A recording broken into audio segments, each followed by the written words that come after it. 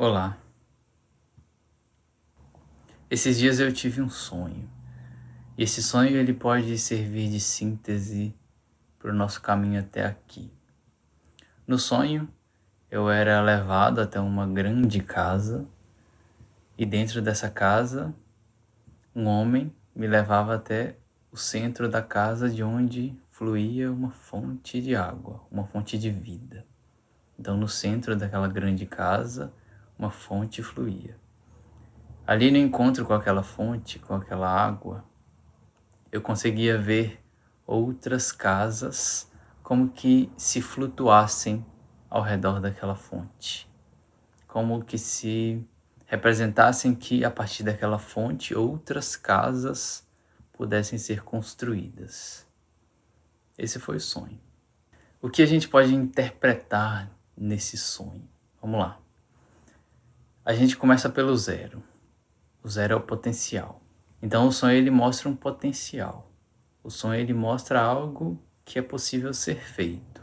A partir do contato com a fonte, a partir do contato com o self, o ego consegue construir novas estruturas. Esse é o zero. Porém, ainda é apenas potencial. O 1 seria o próprio movimento do ego de encontro com essa fonte. O 1 é conhecido como mago, o 1 é conhecido como a nossa participação, o nosso autoconhecimento. O 2, como a alta sacerdotisa, seria o homem que me guiava e também seria o próprio sonho. Sozinho, eu não teria contato com uma imagem dessas que eu tive no sonho. O 3, a imperatriz, poderia ser visto como a fonte, aquela água que jorrava e a partir daquela água, novas estruturas poderiam ser construídas. Então o 3 é o movimento do self, o movimento da vida. O 4, o imperador, seria então a construção, a forma dada a essa fonte, ao contato com essa fonte. Ou seja, num simples sonho, nós podemos interpretar aqui os arcanos vistos até então. O contato com o potencial, o contato com o autoconhecimento, a participação do ego, o contato com o outro lado, o contato com a fonte de vida e a capacidade de plantios novos e a necessidade de dar estrutura para o que não tem estrutura ainda. Mas qual o sentido de tudo isso? Qual o significado? Por que construir uma estrutura? Esse é o momento onde nós vamos para o 5. Então, se o 4 nos trouxe a necessidade da autorresponsabilidade, o momento onde a gente conecta com o princípio divino do imperador, no 5 a gente precisa encontrar um sentido para tudo isso. Se a gente vai construir uma profissão, uma jornada de vida, se a gente vai construir uma casa literal, se a gente vai construir algo na nossa vida ao longo do tempo, algum significado isso precisa ter.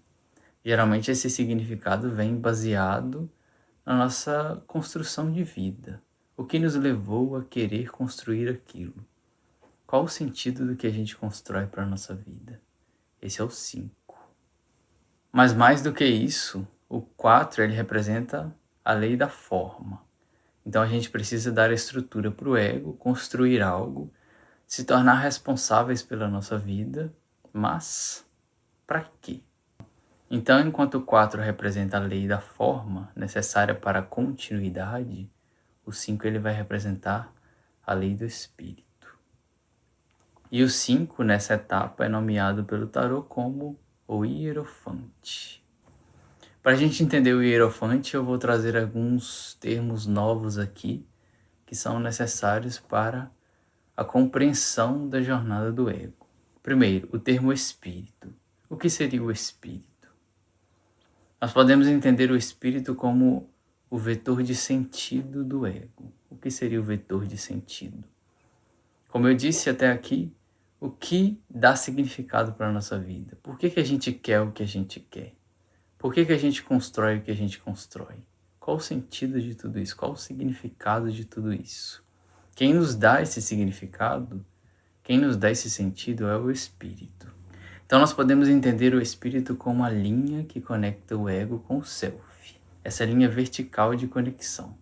A partir da conexão com o espírito, com a escuta do espírito, a gente dá um sentido para a nossa vida. Caso contrário, seria apenas construção de formas, plantação de sementes, mas para quê? Cada pessoa tem um sentido pessoal para a própria vida.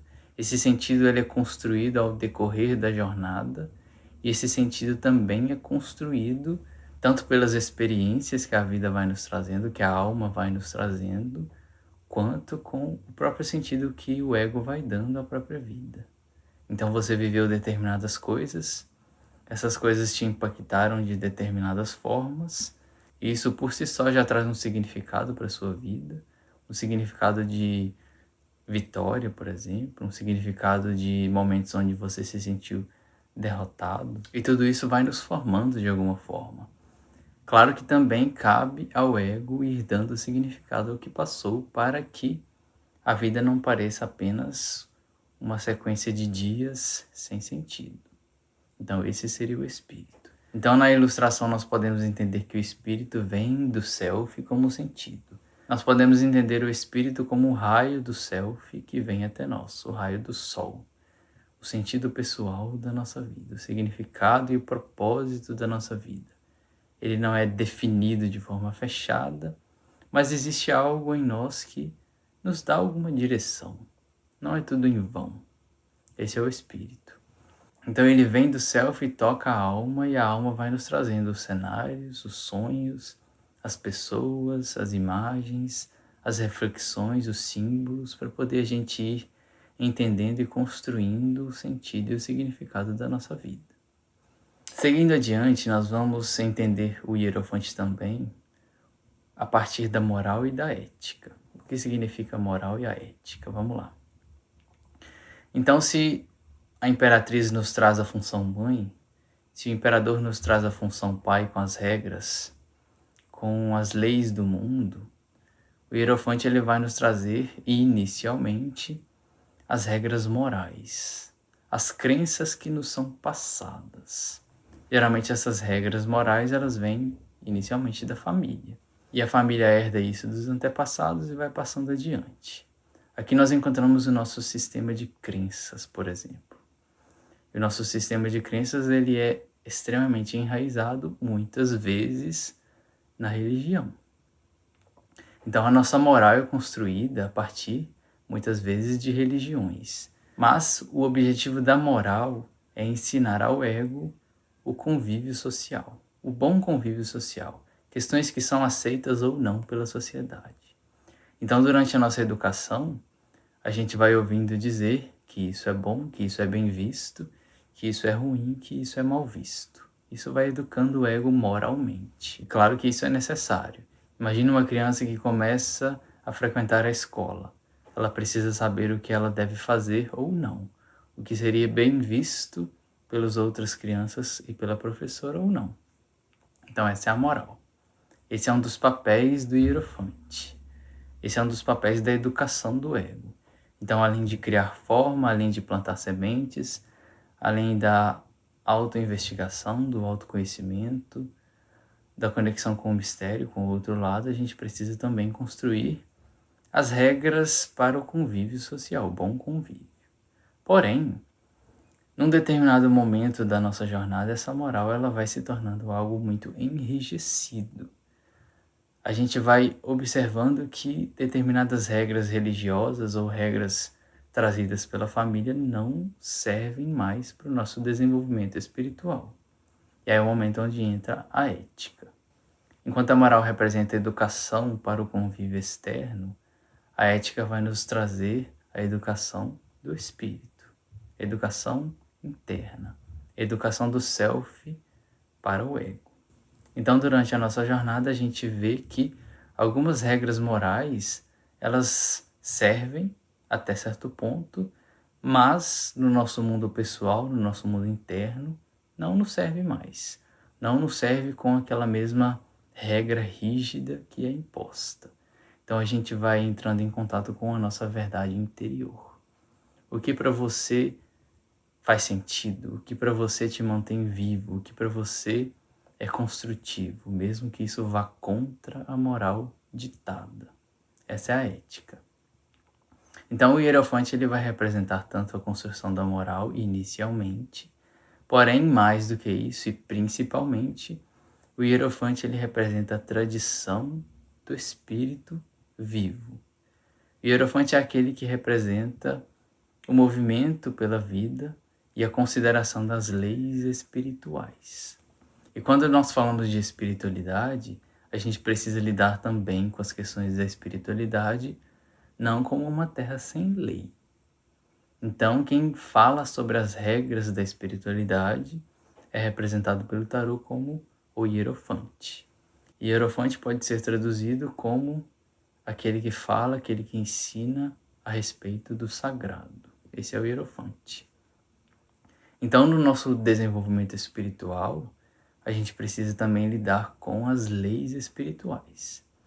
Então, enquanto o imperador traz as leis do mundo, as regras do convívio moral e social, o Hierofante fala das leis do espírito, questões que fazem parte do desenvolvimento psicológico e espiritual do ego.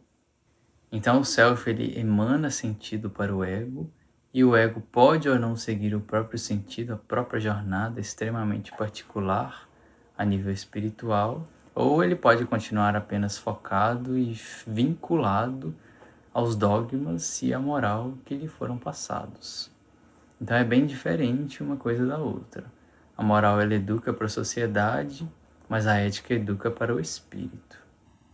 Então a nossa jornada nos ensina a necessidade da função mãe, da função pai, de questões que representam o outro lado, de questões inconscientes, de questões que ampliam a percepção do ego a respeito da vida.